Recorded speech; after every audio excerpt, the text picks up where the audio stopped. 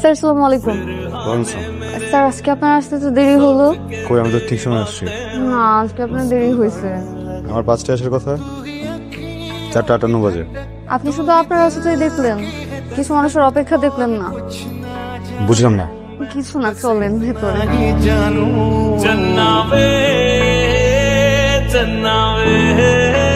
কি? আমি কখন থেকে আপনার জন্য অপেক্ষা করছি, আপনি আসবেন আর আমি আপনাকে দেখবো। সরি, মানে পরে দেবো। What is feminist criticism? এই একটা ছাড়া বাকি সবগুলো পড়েছি। আমি জানি আপনি কি করবেন। কলটা নেই।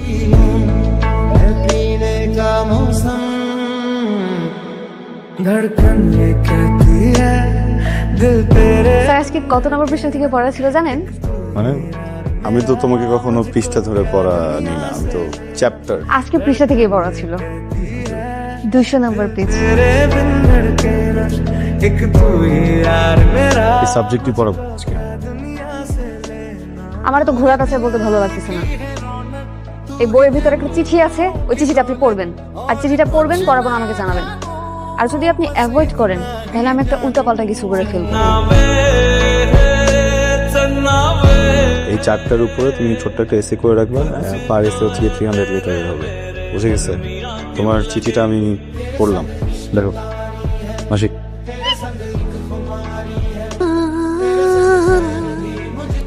এই তোর হাতে কি? দেখেছো না জানালে? শুধু না হলে মুখের পুরো একটা চাপতে আসিস কেন? হ্যাঁ যেটা মামা মামা মামা আমি বলছি যে না না মানে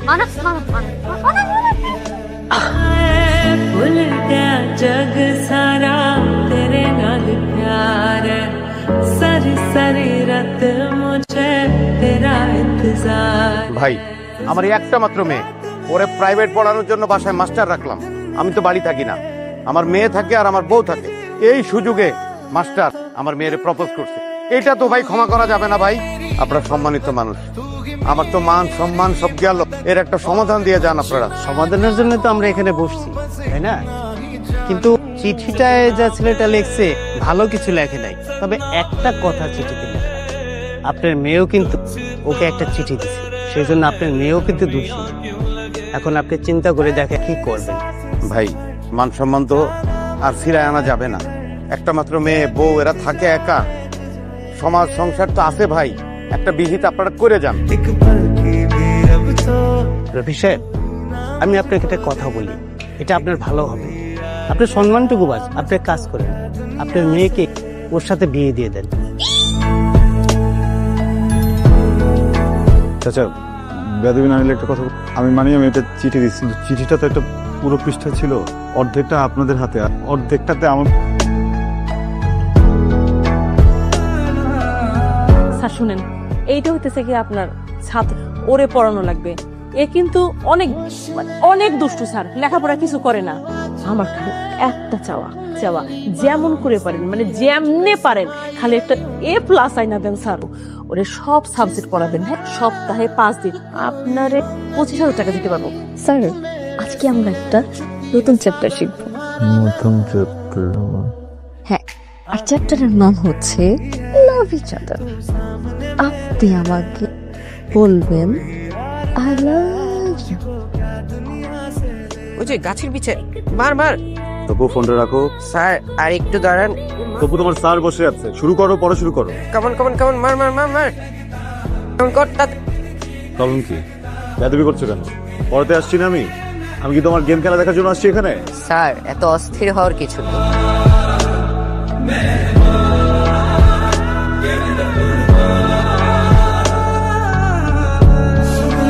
আসসালামু আলাইকুম স্যার। ওয়ালাইকুম আসসালাম।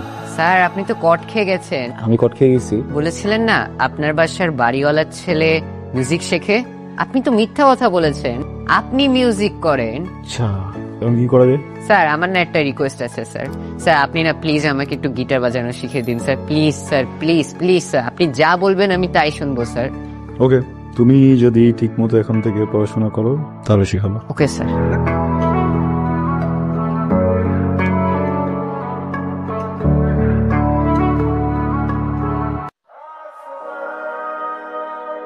কি হয়েছে আজকে হঠাৎ? পড়া দিলা সব হোমওয়ার্ক করে রাখছো? স্যার আপনি বলেছিলেন না আমি যদি ভালো রেজাল্ট করি তাহলে আপনি আমাকে কনসার্টের টিকিট দিবেন, সেজন্য অনেক সারাদিন পড়ছি আমি। ওকে যাও, গিফট চেঞ্জ করে দিলাম। রেজাল্ট যদি ভালো হয় আমি তোমাকে শুধু কনসার্টের টিকিট দিব না, টিকিটের সাথে সাথে একটা গিটারও দিব। গিটার? সত্যি স্যার? স্যার আপনি অনেক ভালো স্যার, থ্যাংক ইউ স্যার। এই কি হয়েছে? আমি একটু এক্সাইটেড বুঝছো, তোর রেজাল্ট দিচ্ছে দেখো। কি বলেন? আহারে এ মাইনাস পাইছে। কি আমার স্টুডেন্ট একটা ফেল টুস ছিল, বুঝতেছি না কি পরিমাণে এফোর্ট দিলে এ মাইনাস পাইলো। আসসালামু আলাইকুম। ওয়ালাইকুম আসসালাম। আমার ওয়াইফ এমি অপুর রেজাল্ট দিল তো তো ওর জন্য একটা গিফট আনলাম, ভাবলাম ওয়াইফকেও নিয়ে আসি, আপনাদের সাথে দেখা করে। তোপুর রেজাল্ট শুনে গিফট নিয়ে আসছেন গিটার না? তোপুর রেজাল্ট কি? এ মাইনাস। এ মাইনাস রেজাল্টের জন্য আপনি একটা গিটার গিফট নিয়ে আসছেন আমার বাসায়, তামসা করতে আসছেন আপনি? আপনাকে প্রথম দিন আমি বলি নাই যে আমি কিচ্ছু চাই না, কোনো কিছু চাই না, আমি শুধু একটা এ প্লাস চাই? বলি নাই আপনাকে? আপনি কোন মুখে একটা এ মাইনাস রেজাল্ট শুনে গিটার নিয়ে আসছেন এই বাসায়? আপনার আমি প্রতি মাসে গুনে গুনে 30,000 টাকা দিস, টাকাটা তো হালাল ভাবে কামাই করতে হয় তাই না? বের হওয়ার তো কিছু হয় নাই, আবার বউ নিয়ে ড্যাং ড্যাং করে আসছে গিটার নিয়ে। লাভ নেই। কেন? দেখেন আপনার এই ছেলেটা ওয়েস্ট, গার্বেজ, অযোগ্য। পাগল নাকি? মাথা ঠিক আছে? আপনাদের কথাটাই তো বলতেছি, আপনাদের মুখ থেকে বের হওয়া কথাটা যখন আপনাদের কানে যে পৌঁছায় এত কষ্ট লাগে কেন? এটা তো আমার কথা না, এটা আপনাদের কথা।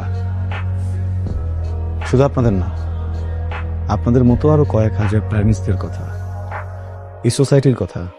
একটা বাচ্চা ওর ব্রেন কিভাবে ওয়ার্ক করে, ওর চাওয়া পাওয়া কি, ওর ইন্টারেস্ট কোন বিষয়ে, কোনো কিছু বিচার না করে ওর রেজাল্টে এ প্লাস কেন পেল না, এই জন্য পুরো সোসাইটি মিলে একসাথে একটা বাচ্চাকে ধিক্কার জানায় দেন। আপনাদের কথা এখন কেন গায়ে লাগছে? কেন গায়ে লাগছে বলেন না? কথা কেন বলছেন না বলেন? আপনার বাচ্চাকে আমি যখন পড়াতে এসেছিলাম তখন 7 বিষয়ে ফেল করা একটা স্টুডেন্ট ছিল। বোর্ড এক্সামের পরে এই একই স্টুডেন্ট একটা বিষয় ফেল করেনি, উত্তীর্ণ হয়েছে নিজে নিজে পরীক্ষা দিয়ে। আপনারা হুমড়ি খেয়ে পড়লেন কেন এ প্লাস পেল না? কেউ কি একটাবার জিজ্ঞেস করেছেন 7 বিষয় ফেল করা স্টুডেন্টটা কিভাবে এ মাইনাস পেল, কিভাবে পাস করলো, প্রত্যেকটা সাবজেক্টে কিভাবে পাস করলো? এমন সন্তানে তো মরেই যাওয়া উচিত। ওকে বাচ্চা রেখে কি করবেন? এ প্লাসে কি আছে আমাকে বলবেন? আপনি তোর বাবা, আপনি তোর মা, আপনারা কি বলতে পারবেন ওর হবি কি? সরি, আমি না বুঝিনি, মানে আমি আমি আমি এইভাবে কখনো ভাবিনি। তো ছেলেটা আমার দরকার, ছেলেটাকে দরকার আমার। আপনার কথা আমি মনে রাখবো।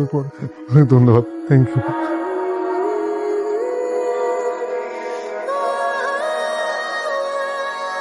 সরি।